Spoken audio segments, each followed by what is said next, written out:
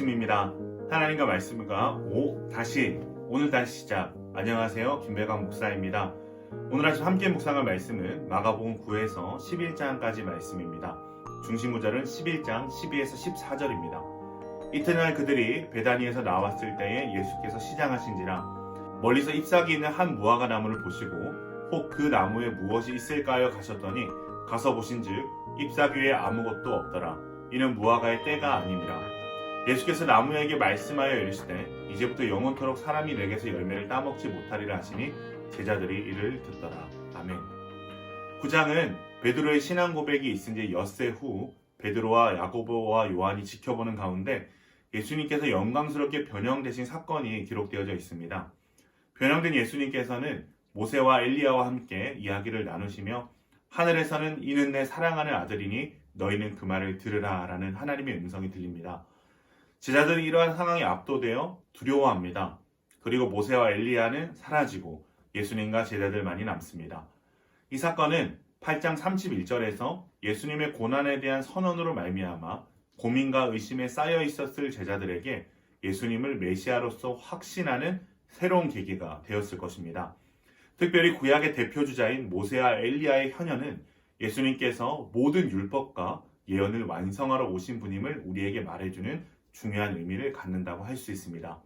그 다음 사건은 제자들이 쫓아내지 못한 벙어리 되고 귀먹은 귀신 들린 사람을 예수님께서 죽게 하신 사건입니다. 예수님께서는 제자들의 믿음 없음을 책망하시며 기도 외에 다른 것으로는 이러한 능력이 나타날 수 없음을 말씀하십니다. 그리고 갈릴리로 떠나시며 다시 한번 예수님께서 받으실 순환에 대해서 예고하십니다. 그러나 예수님의 두 번째 순환 예고에도 불구하고 제자들은 예수님의 메시아 되심에 대해서 제대로 이해하지 못했습니다. 그래서 제자들은 누가 크냐의 문제로 다투게 됩니다. 예수님은 이러한 제자들을 꾸짖으시며 하나님 나라에서 큰 자가 되는 원리는 섬김임을 가르쳐 주십니다. 마지막 단락은 당파성에 관한 요한의 질문에 대해서 예수님께서 주시는 교훈이 기록되어져 있습니다. 예수님께서는 제자들의 공동체 의식이 폐쇄적이어서는 안 되고 열려져 있어야 하며 믿음이 작은 자들을 실족하게 하지 말 것을 교훈해주고 계십니다.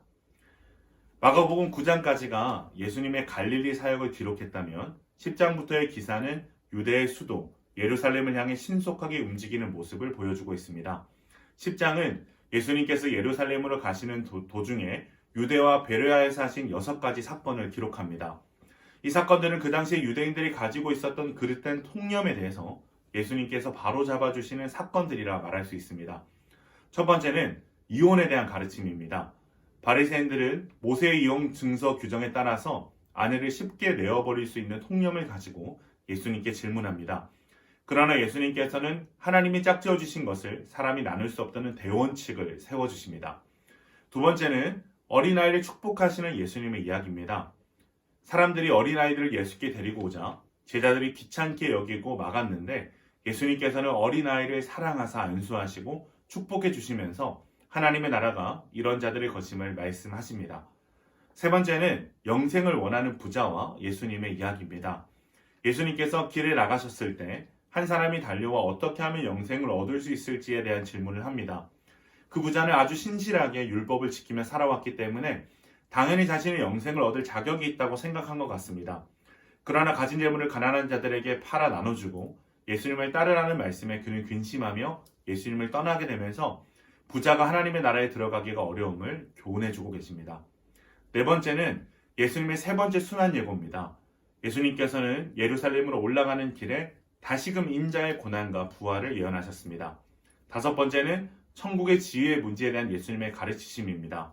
세베대의 아들 야고보와 요한이 메시아의 왕국에서 높은 지위를 요구했으나 예수님께서는 그들의 무지를 책망하시고 섬기는 자가 높임을 받는 천국의 원리와 인자의 대속물 되심을 말씀해 주십니다. 마지막 여섯 번째는 여리고에 이르렀을 때 소경 바디메오를 고쳐주신 사건입니다.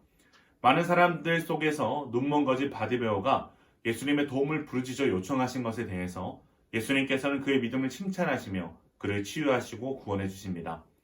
11장은 예수 그리스도의 예루살렘 입성과 성전 정화 사건으로 요약할 수 있습니다.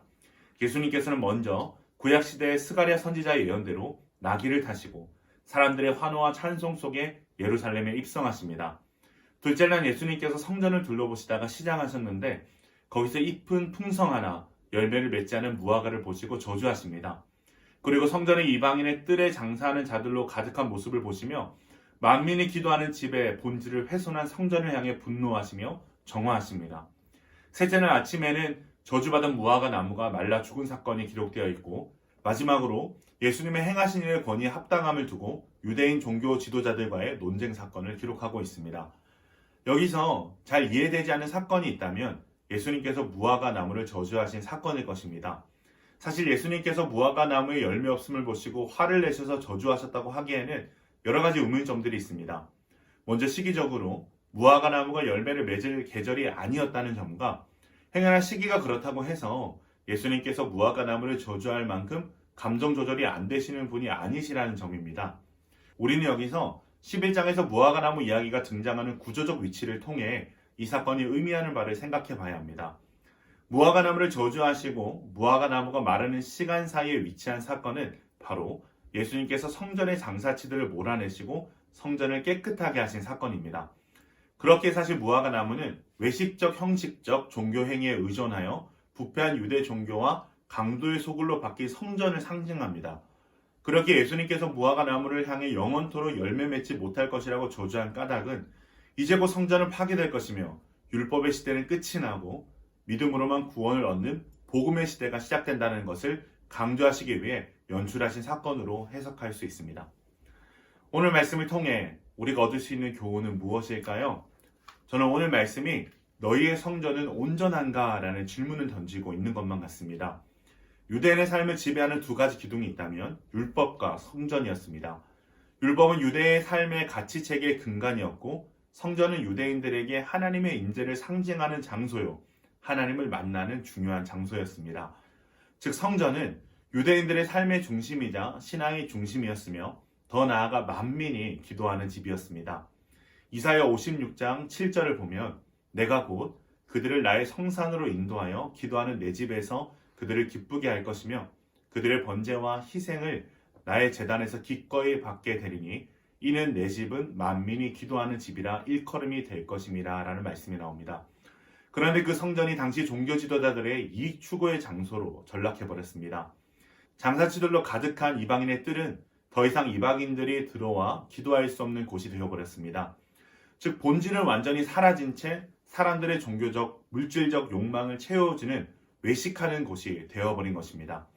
예수님께서는 이 성전이 곧 무너질 것과 다시 곧 세워질 것을 말씀하십니다. 본질을 잃은 채 형식만 남은 율법의 시대는 끝이 나고 오직 복음으로만 세워지는 새 성전의 시대가 올 것을 말씀하시고 계시다는 것입니다.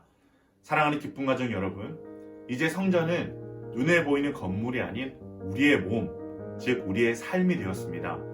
우리의 성전은 주님이 거하시기에 합당하고 온전한 성전입니까? 아니면 오늘 말씀의 예루살렘 성전과 같이 나의 욕망이 가득 채워져 있고 형식만 덩그러니 남아 예수님께서 슬퍼하시는 모습의 성전은 아닙니까? 이 시간 알게 모르게 변질되고 오염된 우리의 성전의 모습을 바라보며 회복을 사모할 수 있기를 바랍니다. 그렇다면 어떻게 회복될 수 있습니까? 바로 예수 그리스도의 복음입니다.